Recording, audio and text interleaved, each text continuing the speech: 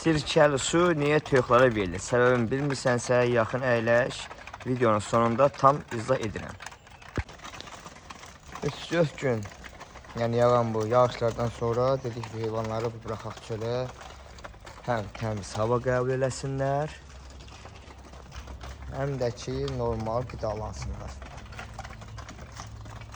Və ən vacibi onu da deyim ki, hava dəyişkənliyindən sonra yağış və yaxud da iqlim dəyişikliyi ən çox verilən, istifadə edən su nə suyudur? Sirkəli sudur.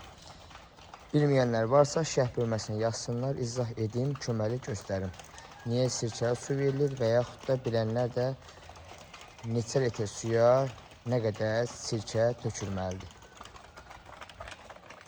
Baxaq görək, yumurta var, yoxsa yox.